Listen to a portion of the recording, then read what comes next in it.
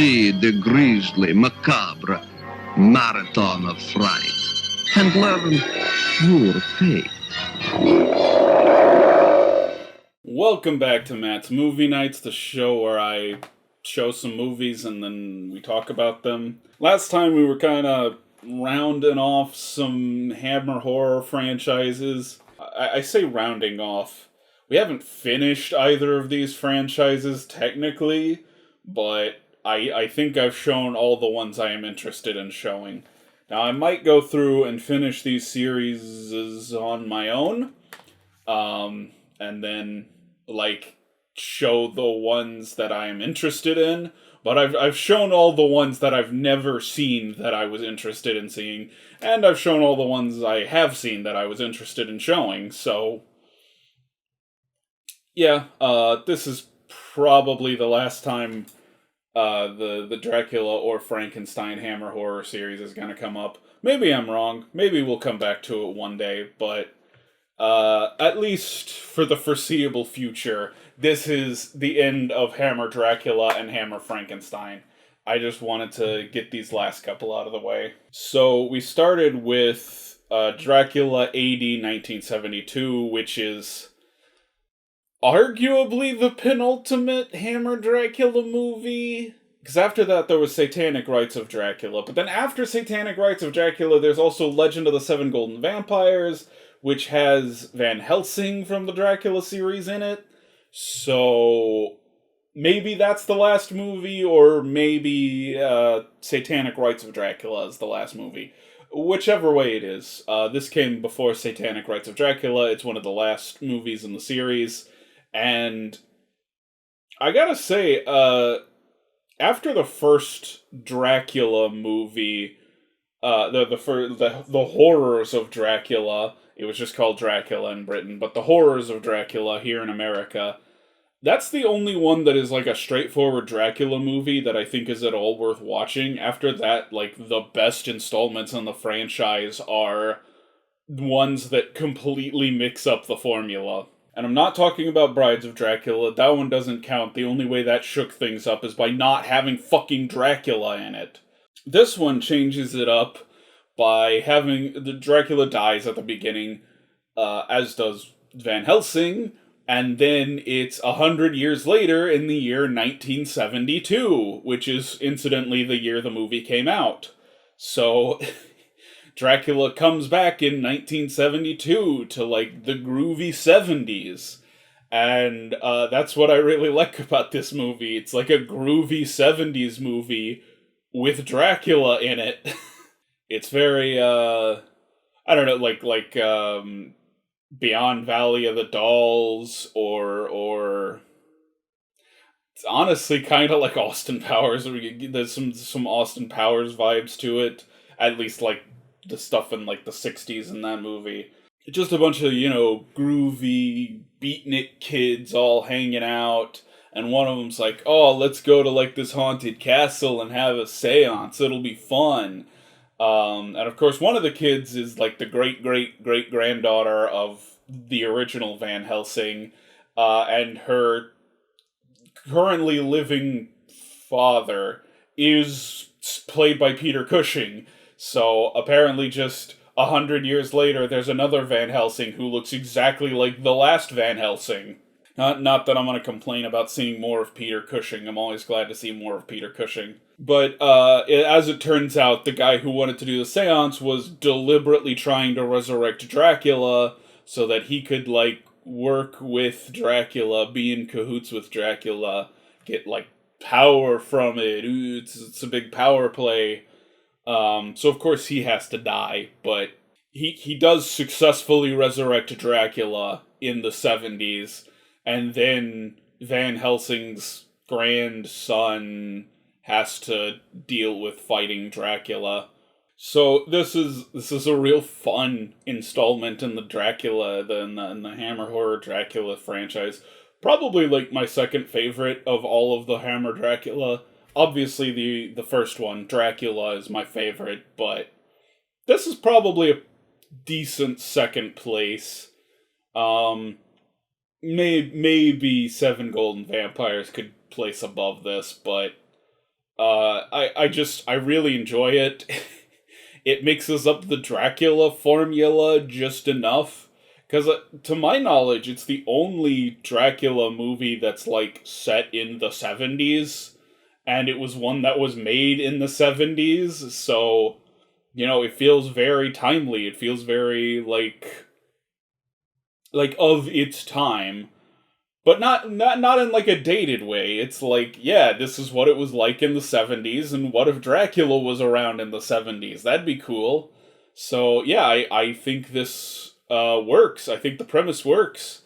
It's an interesting direction to go with the franchise, and the like 70s kids in this movie are actually really interesting characters. I really enjoyed watching them. So that's like something I think a lot of Dracula movies don't do a great job of. Like, the human characters are not that interesting, outside of like Van Helsing. But in this one, I like the kids. I like the kids in this movie. That makes the movie much more entertaining than a lot of its predecessors. This one was directed by Alan Gibson and not Terrence Fisher. One of the rare Hammer horror movies not directed by Terrence Fisher. Although Fisher did a lot of the early stuff. He seemed to stop after a while. A lot of the later stuff is not from him, and this is one of the later ones. Alan Gibson, bizarrely, directed this, which is like the second best Hammer Dracula movie, and then he directed Satanic Rites of Dracula, which is like the worst Hammer Dracula movie. Of course, it stars Christopher Lee and Peter Cushing, along with like a couple teenage actors I don't really recognize. Although one of them is Carolyn Monroe, the famous scream queen of the 70s and 80s. She was a Bond girl. She was in one of the Bond movies. I forget which one, but she was a Bond girl, and then she's in like Maniac and Slaughter High and a bunch of like 80s horror movies. She was a very famous B-movie actress. I think she was in with Corman. I think she did a lot of Corman movies. I might be wrong about that. Oh, she was in Golden Voyage of Sinbad. Good for her.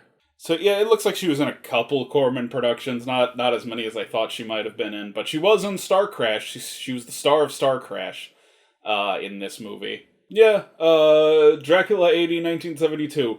One of the best installments in the franchise. Following that, we watched Dracula Has Risen from the Grave, which is where we left off with the series. Because the last one I showed was... what was the last... Oh, Dracula Prince of Darkness. Dracula Prince of Darkness was the last one from the series I showed. Although I did show 7 Golden Vampires as well, which was from the end of the series. But Dracula 80, 1972, and Golden Vampire, I don't think you... What the hell? What the hell was that? Someone setting off fireworks out here.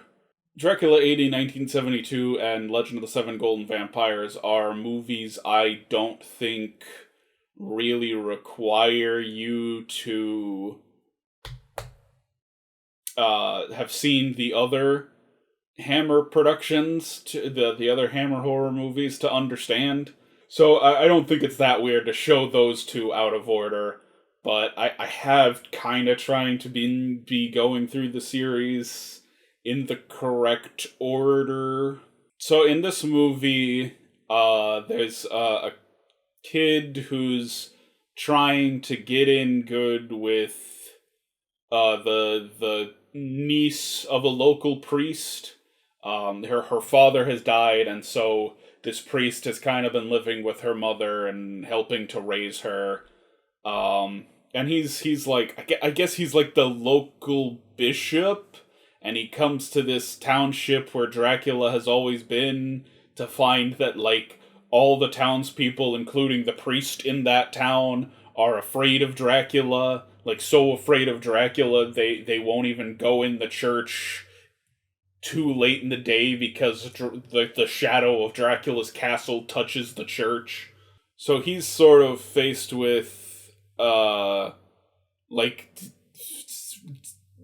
dispelling the fear of Dracula. He's trying to like take on Dracula so that the people won't be afraid of him, because he's like, God is more powerful. We're gonna go defeat Dracula with the power of God. this is like the most bluntly Catholic installment of the Dracula franchise. 'Cause Hammer's movies definitely lean Catholic. They're all pretty Catholic movies. But this one, more than any of the others, this one is so bluntly Catholic. Listen, man, the fucking Catholics know how to make horror movies, okay? No one else is making religious movies into horror movies, right? I am totally down for some Catholic horror. I like The Exorcist. The Exorcist is Catholic horror. That is like an aggressively Catholic movie. So yeah, I'm down for some Catholic horror, you know.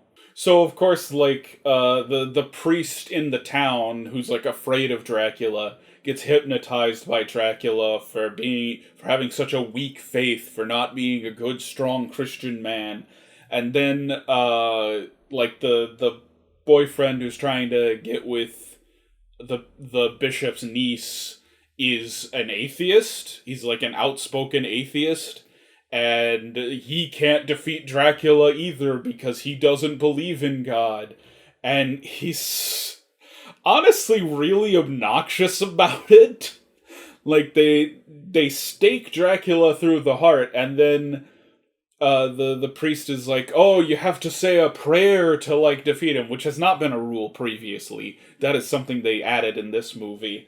But it's like, "Oh, you have to say this prayer to like defeat him," and the guy's like, "Well, I can't say a prayer because I'm an atheist," and it's like, my dude, like, first off, vampires are real. You've determined that vampires are real. We're all in agreement that vampires are real at this point in the story. You just staked this dude in the heart, and this guy's saying the only way to completely kill him is to pray? I'm thinking I'm just gonna pray. If it doesn't work, I'm gonna have a big ol' "I told you so." But if it works, you know, maybe there's something to it. Maybe that's a good reason to stop being an atheist. It's like, at some point, it's ridiculous that he continues to be an atheist in this movie. It's like, vampires exist. At the point you've determined vampires exist, and crucifixes hurt them, and they don't like Christian stuff, it's like, okay, maybe there's something to this God thing. Although, a pretty consistent feature of the series, they bring it up in the first movie, and they bring it up much later in Seven Golden Vampires, is that the cross works on vampires because it is a symbol of good over evil. And in Seven Golden Vampires, they imply that, like, a Buddha statue would be good enough to defeat a vampire as well. So, this is sort of the standout there. Like this doesn't match up with that interpretation of, like, the cross. This is, like, only God can defeat Dracula. Although I suppose AD 1972 and Satanic Rites of Dracula both imply that Dracula is like a lesser demon and in cahoots with the biblical Satan.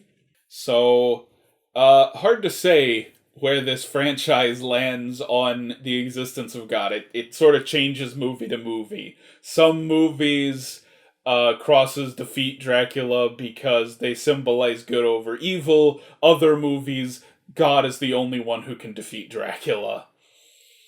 Take your pick. That said, I did rather enjoy this movie. It is on the upper end of Hammer Dracula movies. I would probably rank it just above Prince of Darkness. I wasn't super impressed by Prince of Darkness, and this one I think is a lot more entertaining than that one. It's by no means a perfect installment of the franchise. There's definitely a few I like much better than this, but overall, it's an enjoyable installment. This one was also not directed by Terrence Fisher. It was directed by Freddie Francis, who is probably best known for being David Lynch's cinematographer. He worked with David Lynch on quite a few movies. The Straight Story, The Elephant Man. He was also the cinematographer for Cape Fear. which is not a David Lynch movie, but he was the cinematographer on it. He did direct a lot of, like, horror movies back, like, classic 70s horror. He directed the original Tales from the Crypt movie. He also directed, like, Dr. Horror's House of Hold on, what was that? Dr. Terror's House of Horrors. I get that one wrong sometimes. And he directed The Evil of Frankenstein, one we've already taken a look at. Not one I was impressed with. This definitely is a better movie than Evils of Frankenstein. So, Redemption Arc? Although, did that come out before or after this one? Yeah, okay, looks like that one was out before this one. So, Redemption Arc. He made a bad Hammer horror sequel, and then he made a pretty decent Hammer horror sequel. Peter Cushing is notably absent from this movie, which is weird, because he's like... There's no real consistent feature of the Hammer horror Dracula franchise. Some movies have Christopher Lee, and some movies have Peter Cushing, but they don't need both characters. Like, sometimes it'll just be Van Helsing with no Christopher Lee, and sometimes it'll just be Dracula with no Van Helsing. That said, his absence was not, like, super noticeable, the way Dracula's absence was super noticeable in Brides of Dracula. Like, Brides of Dracula, it felt like they wrote it to have Dracula in it, and then Christopher Lee didn't want to come back, and they're like, shit, fuck, goddamn, search, replace Dracula with this other guy. I know they didn't have search, replace back then, but, like, you know, go through the script, anytime it says Dracula, cross out Dracula, write the new guy's name. This one feels like it was written to not have Van Helsing in it. It makes sense without Van Helsing in it. This does star Veronica Carlson, a regular in the Hammer horror movie, a Hammer horror regular, I guess. She's in a couple of the Frankenstein movies, and she's in this one as well. Hammer tends to cast a very specific type of woman in all of their movies. I'll just kind of let you figure out what that type of woman is, but you watch any of these movies, and the girls have clearly all been cast for one very specific feature. There's a couple other names that might be recognizable if you're into, like, old school British stuff. Guys like Rupert Davies and Barry Andrews, but by and large, Christopher Lee is the only, like, big name attached to this. So yeah, like I said, this one was pretty decent. I'd put it above Prince of Darkness.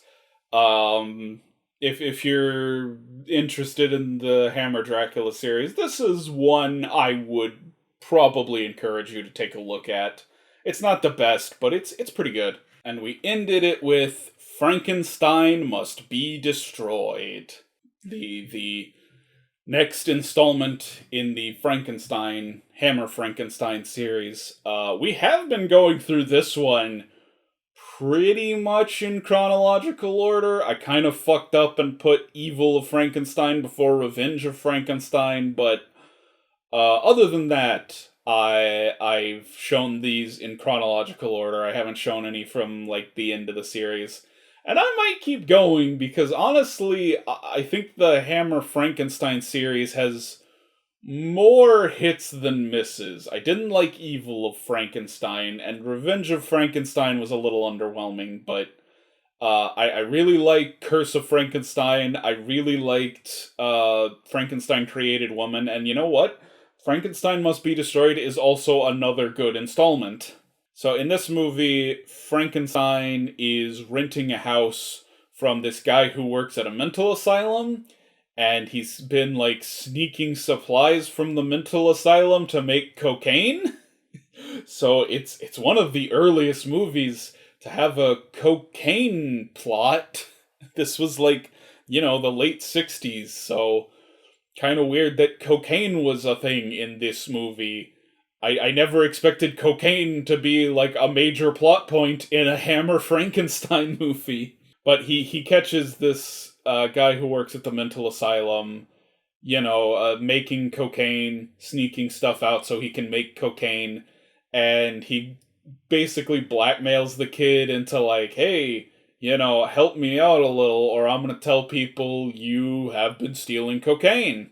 Because he needs help sneaking out one of the inmates who was like this scientist who had similar theories to Frankenstein's. He and Frankenstein got chased out of the scientific community at around the same time. They were both sort of discredited around the same time. And he's like, hey, I need this guy because this guy is brilliant. He understands my ideas. Between me and him, we could, like, revolutionize science. And they get the guy out, but there's, like, complications with his body, and Frankenstein moves his brain into another guy's body who has, like, very precise hand movements. He's like, oh, these are, like, perfect hands for a surgeon. I need this guy to, like, help me with these surgeries, and he has to have, like, the perfect hands to do it. But, of course, this totally freaks the dude out. He's like, no, I don't like being in someone else's body. This is terrible. I hate this. And as a result, he turns on Frankenstein. He doesn't want to have anything to do with Frankenstein because he doesn't like being in this body. I will say it's a little odd because when he's at, like, the mental hospital, they sort of say, like, hey, he's prone to fits of violence. And so you sort of expect, like, once he gets in this different body, that it's gonna be, the traditional Frankenstein thing where the monster goes crazy and starts killing people. But really, he doesn't really kill anyone just out of sheer craziness. He kills a girl who stabbed him first, so it was kind of self-defense. And then at the end, he takes Frankenstein's assistant into a burning building, which doesn't make a lot of sense. The title is literally Frankenstein Must Be Destroyed. I don't know why he took the assistant and not Frankenstein to like, destroy Frankenstein, but, he sort of does that as, like, revenge for this whole crazy shit that's happened to him. He at no point goes around murdering random innocents. I love that this franchise so heavily focuses on Dr. Frankenstein, because I said a couple episodes ago in the Flesh for Frankenstein video that you don't get a lot of movies that really focus on Dr. Frankenstein, but this is a franchise that puts Dr. Frankenstein front and center. There's not even a real monster in a couple of these. Like, this is entirely the story of this crazy evil Frankenstein dude. And I honestly, I think that's why I didn't like Evil of Frankenstein that much, is because it was way too focused on the monster. I don't care about the monster. The interesting part of this series is Dr. Frankenstein himself. And I think the good installments really recognized that. Because Dr. Frankenstein is just, like, a complete bastard. Like, he is a bad person, and it's really interesting to see him, like, go on these crazy escapades and convince himself he's in the right while he's, like, murdering people and swapping brains, putting people in the wrong bodies, always on the run from the law. I really like Peter Cushing's Frankenstein. He makes this franchise work. I believe this is the first movie we've watched that was rated M for mature. For those of you unfamiliar, back at the very start of the MPAA, they rated films G for general, M for mature, and R for restricted, but parents found that too confusing. They couldn't remember if mature or restricted was worse, so eventually they changed it to parental guidance instead of mature. But this came out in like the very brief window where M for Mature was a rating, so I think this is the first movie we've watched that was rated M for Mature by the MPAA. Of course, it has since been re-rated as PG-13. My copy has a PG-13 mark on it, but it was originally rated M. Of course, Peter Cushing reprises his role as Dr. Frankenstein, but also in the movie is Freddie Jones of the Elephant Man fame. So that's two movies here that have connections to Elephant Man, since, the last one was directed by the cinematographer for Elephant Man. Of course, this was directed once again by Terrence Fisher, the man, the myth, the legend. I looked on Letterboxd recently. Someone asked about like directors you had seen more than 10 movies from, and Terrence Fisher is like one of my top directors because of all the goddamn Hammer horror films. So a lot of these Hammer films I've gotten have either been either A, they're in box sets like this one or the Hammer horror box set I have behind me, or they've been like Shout Factory or Warner Archive releases, but this is the first one I've gotten that's just like a normal ass Blu-ray. It's not any particular label. I mean, it was put out by Warner Brothers, but like, just like their regular old Blu-ray department, there's no special features listed on the back. It looks like it features a trailer. That's it. It has the trailer for the movie, and that's it. So, little underwhelmed by this Blu-ray. I would like it if Shout Factory put out a Blu-ray of Frankenstein Must Be Destroyed, since they're doing, like, they have a bunch of the Hammer horror films out under, Scream Factory, under the Scream Factory label, but not, like, all of them, and it's weird to me that it's not all of them. It's, like, not even most of them, I don't think. It's, like a weird select handful, and mostly it's movies in like the middle of these franchises, because I'm pretty sure Horror of Dracula and Curse of Frankenstein don't have Scream Factory releases. Actually, I'm confident they don't, because if they did, I would have them. But like random ones in the middle, like Frankenstein Created Woman and Dracula Prince of Darkness, have their own Scream Factory releases. So I don't know what's up with that, but this is one I would like to see them put out because I am a little underwhelmed by this Blu-ray release. But I did enjoy the movie. I did enjoy Frankenstein Must Be Destroyed, and I would buy a nicer copy of it if such a copy ever came out. So, yeah, it's a good movie. I enjoyed it. It's definitely one of the better movies in the Hammer Frankenstein series. Although, like I said, I've liked most of them so far. Revenge was and Evil of Frankenstein was not good, but this one's good. So last episode was uploaded from the bathroom of a hotel because it's the only place I could plug my laptop in to charge it. I mean, there were two outlets next to the bed, but we were already charging phones with them, so I'm like, well, I guess I'm charging this in the bathroom. So, fun fact about last episode, it was uploaded from the bathroom of a hotel in Wisconsin. I really should have uploaded it before I left home and just made it public, but whatever. But I asked the question, who's your favorite Dr. Frankenstein? Personally, I think I'm gonna have to say Udo Kier in Flesh for Frankenstein. I really love that movie. Although, Peter Cushing absolutely deserves props. I love Peter Cushing as Dr. Frankenstein, and I'm not alone. John Cleveland said Peter Cushing was the best Dr. Frankenstein. He had a whole series built around him with the Hammer series of films. After all, yeah, they based the whole series around him as Frankenstein, so he absolutely deserves props for that. He also says honorable mention to Gene Wilder in Young Frankenstein, which is a good pick. Gene Wilder is like one of my favorite actors of all time, so I will never argue with anyone who says Gene Wilder was the best at something. I think his performance in The Producers is like one of the funniest performances of all time. Him and Zero Mostel.